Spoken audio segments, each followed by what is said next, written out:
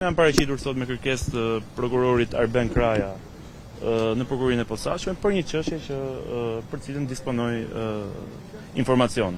Jam i bindur që ky fillim vit do të jetë shumë interesante dhe me zhvillime shumë interesante për skenën politike shqiptare dhe do ftoja gjithë gazetarët, opinionin publik, mediat, qytetarët shqiptarë që të rinë me syt hapur edhe veshët hapur për të pritur goxha të reja që për cilën çështje datë deklarime zoti Kuroçi?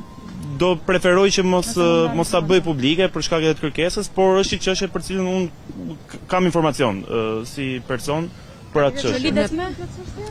Po sigurisht për çdo gjë që një deputet vjen këtu sigurisht që lidhet me politikën, po jam i bindur që në ditët edhe javët në vijim do ketë shumë zhvillime shumë interesante për politikën. Pra, folët për politikanë në sfakt sot.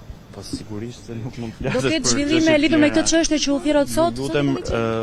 Zhvillime që do të vinë, kanë lidhje me çështjen për cilën ju dha deklarimin sot? Jam i bindur që do ketë zhvillime shumë interesante, më lejoni që të mbetemi i rezervuar në deklaratën time dhe krejt korrekt edhe në raport me deklaratat e mia brenda prokurorisë posaçme, në raport me këtë çështje dhe me çdo çështje tjetër sa herë jam të rritur. Me zgjedhjet ka lidhje?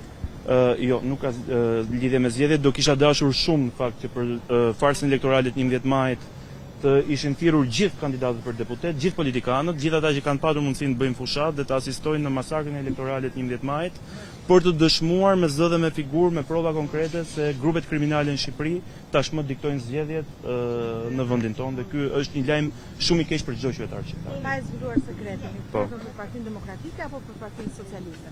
Unë ju garantoj që pyetjet e mia janë ose më saktë çështja për cilën kam qenë sot është krejtësisht periferike në raport me zhvillimet që pritet që të vinë dhe ju garantoj që do ketë zhvillime shumë interesante.